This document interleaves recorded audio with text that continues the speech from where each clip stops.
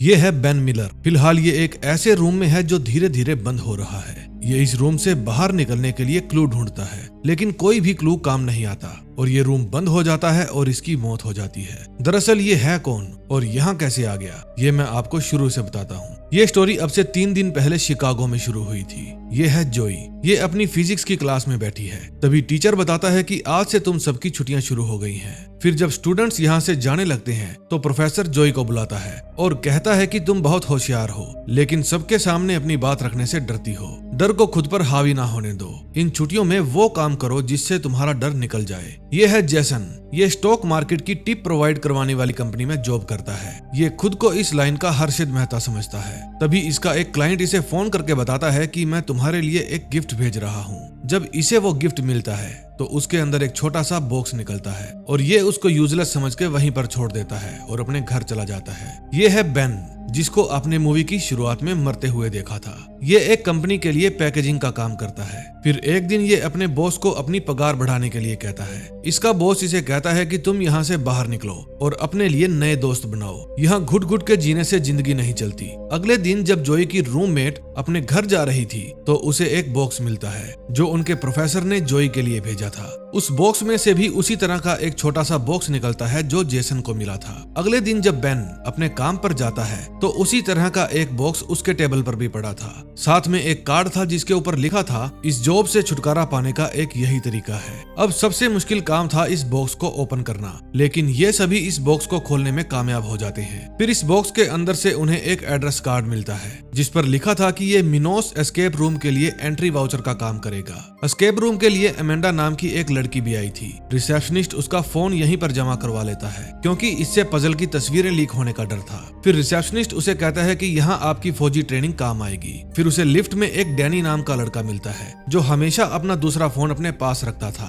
फिर वो एक रूम में जाती है जहाँ उसे और भी लोग बैठे मिलते हैं। वहाँ एक माइक नाम का भी आदमी बैठा था जो पेशे से ड्राइवर था। ये $10,000 के इनाम के चक्कर में ये गेम खेलने आया है। फिर ये सभी आपस में इंट्रोडक्शन करते हैं। इस रूम में 6 लोग थे और इतने बहुत थे। वहाँ एक पेपर पड़ा था जिसके ऊपर लिखा था कि 5 लोगों की जलने के कारण मौत हो गई। ये सब सोच रहे थे कि गेम शुरू होने से पहले कोई तो आकर इन्हें रूल्स बताएगा, लेकिन बेचारों को ये नहीं पता था कि गेम शुरू हो चुकी है। फिर बेन कहता है कि जब तक गेम मास्टर आकर रूल बताता है तब तक मैं एक सिगरेट पियाता हूँ, लेकिन डोर हैंडल डोर से अलग हो जाता है। फिर वे सब उसे वापस वहीं डालने की कोशिश करते हैं। तो बेन कहता है, दोस्तों यही एस्केप रूम है, गेम शुरू हो चुकी है। अब हमें यहाँ पर कोई पजल या कोई कोड वगैरह ढूंढना होगा। फिर वे सभी उस रूम की सभी चीजें चेक करने लगते हैं। माइक को एक बुक के अंदर से स्क्रू ड्राइवर मिलता है। जूही को उस बुक पर कोई कोड नजर आता है। फिर जब वो उस कोड को लॉक के अंदर डायल करती है तो उस रूम के अंदर हीटर्स ऑन हो जाते हैं। अब उन्हें समझ में नहीं आता कि क्या करना चाहिए, इसलिए वे सभी एक कांच के गेट को खटखटाते हैं और कहते हैं कि हमें कोई हिंट चाहिए। उसके अंदर से एक लड़की की आवाज आती है, प्लीज बैठ जाइए, जल्द ही आपकी हेल्प के लिए कोई आएगा। फिर बेन कहता है, क्यों ना हम इस दरवाजे को तोड़ दें। तभी वहाँ पिलर्स में लगे हीटर्स भी ऑन हो जाते हैं। तभी जोई को एक चाबी मिलती है। वो चाबी थी उसी कांच वाले गेट की जहाँ से रिसेप्शनिस्ट की आवाज आ रही थी। उसके अंदर एक स्टैचू पड़ा था और फिर से वही आवाज आती है, प्लीज बैठ जाइए, जल्द ही आपकी हेल्प करने कोई आएगा। तभी वहाँ लगे फोन की घंटी बजती है। फिर जेसन वो कॉल रिसीव करता है। उसमें एक रिकॉर्डिंग बजती है कि बताए हुए सभी रूल्स फॉलो करें, जबकि उन्हें कोई रूल्स बताए ही नहीं गए थे। तभी वहाँ और भी हीटर्स और हीटर फैंस भी ऑन हो जाते हैं। अब रूम के साथ साथ माहौल भी गर्म हो गया था। अमेंडा पैनिक हो जाती है, इसलिए जोई उसे एक गिलास पानी देती है। तभी जोई को वर्डिंग लिखी हुई नजर आती है, doctor Vuitton you says please use the coasters at all time. फिर वो टेबल पर पड़े कोस्टर को दबाती है। उसको दबाने से एक पेंटिंग ऊपर की तरफ जाती है और उसके पीछे बाहर निकलने का रास्ता बना हुआ था। फिर जेसन उसके अंदर जाकर देखता है। वो अंदर जाकर कहता है कि मुझे बाहर निकलने का रास्ता मिल गया है। फिर वो माइक से स्क्रू ड्राइवर मांगता है। माइक भी स्क्रू ड्राइवर लेकर अंदर जाता है। फिर जेसन स्क्रू ड्राइवर से उस वेंटिलेशन पाइप में लगी जाली खोलता है। फिर वे अमेंडा को भेजते हैं, लेकिन मुसीबत ये थी कि अगर एक एक करके सब लोग इसी तरह जाते रहे तो लास्ट में कोस्टर को कौन पकड़ेगा। और कोस्टर एक नहीं बल्कि 4 थे। फिर जोई भागकर जाती है और गिलास में पानी भरकर लाती है। जब वो उसे कोस्टर के ऊपर रखती है तो बात बन जाती है। अब उन्हें 3 और गिलास पानी चाहिए थे। समय कम था इसलिए वो भी वहां से चली जाती है। फिर बेन और माइक ग्लास में पानी भर भर के कोस्टर के ऊपर रखते हैं। वहां 3 गिलास पानी तो था लेकिन चौथा गिलास अमेंडा पी गई थी। इतने में वहां गैस स्टोव भी ऑन हो जाते हैं। फिर बेन उस गिलास के अंदर शराब डालता है, गिलास भर जाता है और वेंटिलेशन का दरवाजा फिर से खुल जाता है। फिर ये दोनों भी वहां से बच निकलते हैं। इन सब की किस्मत अच्छी थी कि इनमें से कोई भी मरा नहीं था। अब इन सब में इस बकवास गेम को लेकर बहस छिड़ जाती है, लेकिन जेसन कहता है कि बात $10,000 की है और मैं ऐसे हारने वाला नहीं। अब वहाँ एक और दरवाजा बना था। जेसन उसे खोलने की कोशिश करता है। अमेंडा डैनी से उसका फोन मांगती है ताकि पुलिस को फोन कर सके, लेकिन फोन में नेटवर्क नहीं था। फिर वे सभी उस दरवाजे का लॉक खोलने के लिए क्लूज ढूंढते हैं। वहाँ एक बोर्ड पर लिखा था तुम्हारा नाम इतिहास में अमर हो जाएगा। फिर बेन को वहाँ पर कुछ वर्ड्स दिखाई देते हैं। वो उन वर्ड्स को जोड़कर एक नाम बनाता है। वो नाम डालने पर उस दरवाजे का लॉक खुल जाता है। जब वे बाहर जाते हैं तो देखते हैं वहाँ चारों तरफ बर्फ ही बर्फ थी। फिर वहाँ का दरवाजा अपने आप बंद हो जाता है। इन लोगों को विश्वास नहीं होता कि इस घर में से ये कौन सी दुनिया का दरवाजा खुल गया है। टेम्परेचर डाउन होने के कारण सबको सर्दी लगने लगती है। फिर डैनी आगे जाने लगता है और अचानक किसी चीज से टकराकर नीचे गिर जाता है। वो एक बड़ी सी स्क्रीन थी, यानी ये जगह एक धोखा था। फिर जब डैनी स्क्रीन को छूता है तो वहाँ टेम्परेचर को और डाउन करने के लिए सिस्टम ऑन हो जाते हैं और सर्दी जरूरत से ज्यादा बढ़ जाती है। फिर डैनी कहता है कि हमें क्लूज ढूंढने होंगे। फिर वे सब आसपास बिखर जाते हैं और बारीकी से उस जगह की छानबीन करते हैं। माइक को वहाँ पर एक मछली पकड़ने वाली स्टिक दिखती है। जेसन कहता है कि मुझे एक दरवाजा मिला है लेकिन इसे खोलने के लिए चाबी चाहिए। वहाँ बंदे 6 थे लेकिन जैकेट एक थी। फिर अमेंडा वो जैकेट जॉय को दे देती है। इतने में बेन का पैर फिशिंग होल में गिर जाता है और वो कहता है कि मैं अपना पैर महसूस नहीं कर पा रहा हूँ। डैनी कहता है शायद पानी में कोई क्लू हो। तभी माइक फिशिंग रोड लेकर वहां आ जाता है। फिर बेन उसे कहता है तो अब तुम यहाँ बैठकर मछली पकड़ोगे।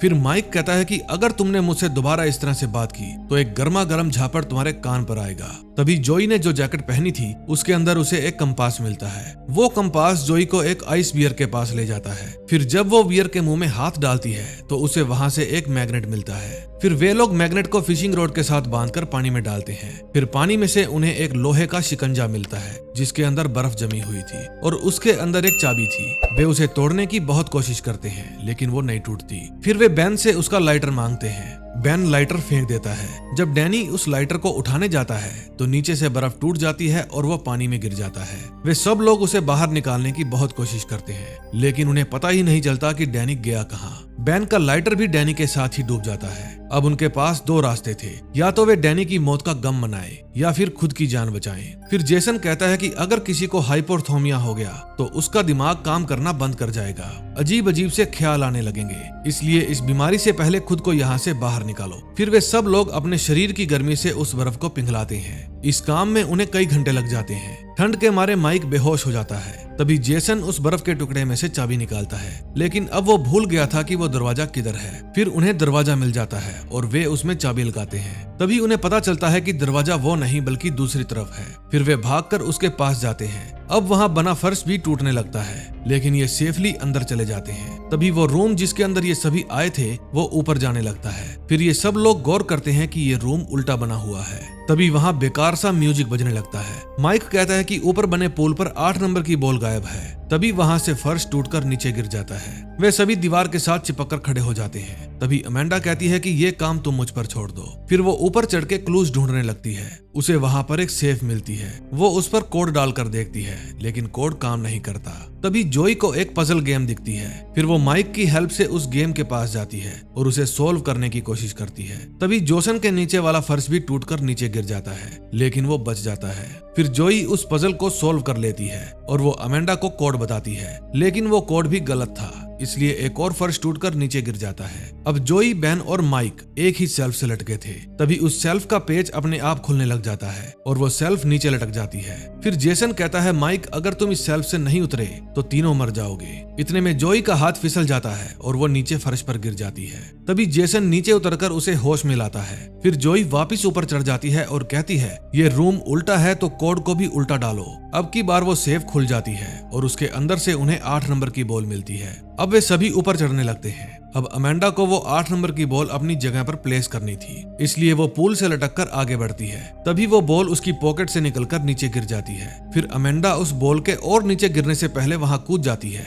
और उसे उठाकर जेसन की तरफ फेंक देती है। तभी वो वाला फर्श भी टूट जाता है और वो टेलीफोन की वायर के साथ लटक जाती है। टेलीफोन की वायर कमजोर थी, इसलिए वो नीचे गिर जाती है। तभी जेसन अपने पीछे वाले दरवाजे के ऊपर एज ए डोर हैंडल वो बॉल लगाता है, यानी कि वो बॉल ऊपर पूल के ऊपर नहीं बल्कि दरवाजे के ऊपर लगनी थी। अब सब लोग वहां से बाहर चले जाते हैं। अमेंडा की मौत से जोई बहुत रोती है। अब वे एक ऐसे रूम में आ गए थे जो इन लोगों के पास्ट से जुड़ा था। ये सब लोग पहले किसी न किसी हादसे में बच चुके थे। इन लोगों को विश्वास नहीं होता कि उन्हें कैसे पता चला कि हम इस तरह की जगह पर पहले भी रह चुके हैं। ये लोग इनके बारे में सब कुछ जानते थे। अब ये देखना चाहते थे कि इन चारों में से कौन लकी है। तभी वहाँ अनाउंसमेंट होती है कि खाने पीने और सोने को अपनी लाइफ ना समझे, अपनी लिमिट्स को चेक करें। और फिर वहाँ 5 मिनट की उल्टी गिनती शुरू हो जाती है। अब इन्हें खुद की लिमिट्स चेक करनी थी। वे लोग कैमरों से इन चारों पर नजर रखे हुए थे, इसलिए जोई उन कैमरों को तोड़ने लगती है। बाकी के सब लोग क्लूज ढूंढने में लगे थे। जेसन समझ जाता है कि 3 मिनट बाद जहरीली गैस छोड़ दी जाएगी।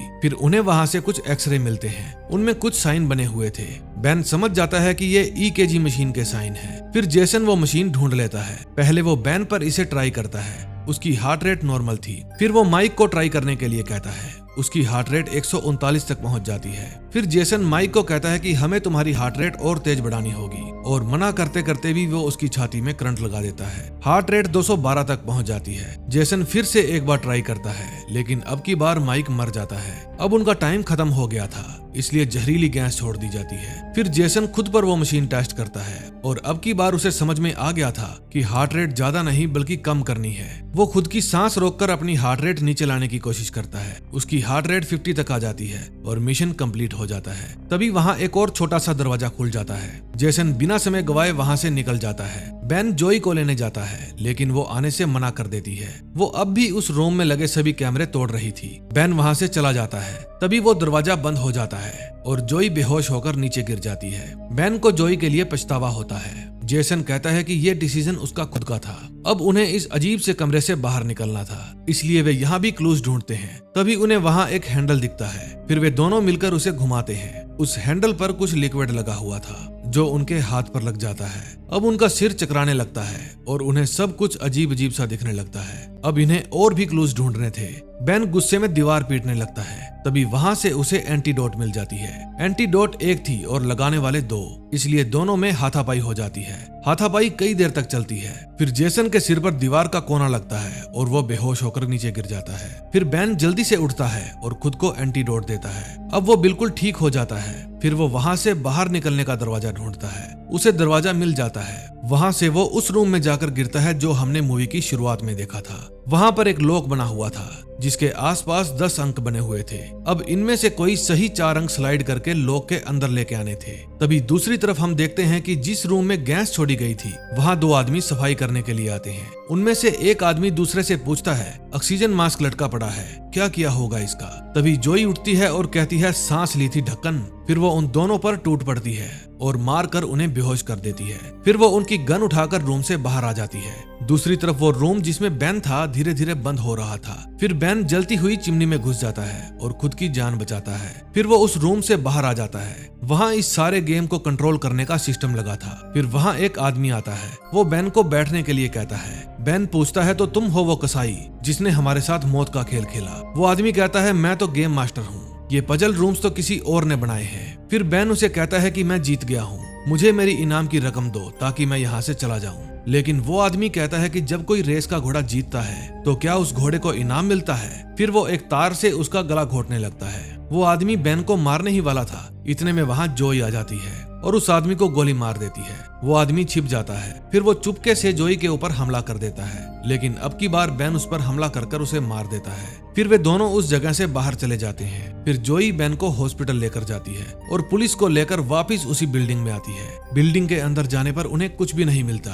बस ऐसा लग रहा था जैसे कई सालों से ये बिल्डिंग बंद पड़ी है। जोई के लाख बार समझाने पर भी पुलिस वाले उसकी बात नहीं सुनते और वहाँ से चले जाते हैं। अब इस घटना को 6 महीने बीत जाते हैं। जोई बेन को मिलने के लिए बुलाती है और उसे बताती है कि हमारे साथ जितने भी लोग थे जो उस गेम के दौरान मारे गए थे, उन सब की मौत को दुर्घटना साबित कर दिया गया है। कोई हार्ट अटैक से, तो कोई पहाड़ से गिर के, या कोई पानी में डूबकर मर गया। इस तरह की फेक न्यूज उनके बारे में छापी गई थी। फिर जोई कहती है कि मैंने इस गेम बनाने वाली कंपनी का पता लगा लिया है, वे मैनहट्टन में है। अगले हफ्ते हम दोनों वहाँ चलेंगे। मैंने दोनों की प्लेन टिकट्स ले ली है। बेन जाना नहीं चाहता था, लेकिन फिर भी वो जोई की बात मान लेता है। अगले सीन में हम देखते हैं कि एक एरोप्लेन के अंदर भी इसी तरह की गेम चल रही थी। दरअसल ये गेम नहीं बल्कि गेम की टेस्टिंग थी, जिसमें से किसी का जिंदा बचकर निकल पाना लगभग नामुमकिन है। और ये गेम स्पेशल जोई और बेन के लिए प्लान की गई थी। अब इन गेम मेकर्स को किसी तरह से उन दोनों को यहाँ पर लेकर आना था और उसके बाद ये गेम फिर से शुरू होगी। तो दोस्तों, अगर आप चाहते हैं कि मैं इसका नेक्स्ट पार्ट लेकर आऊं, तो प्लीज वीडियो को लाइक और चैनल को सब्सक्राइब कर देना। और हाँ, बेल आइकन दबाना मत भूलना, ताकि जैसे ही नेक्स्ट पार्ट आए आपको पता चल जाए। तो मिलते हैं नए दिन नई वीडियो के साथ। Till then, bye bye.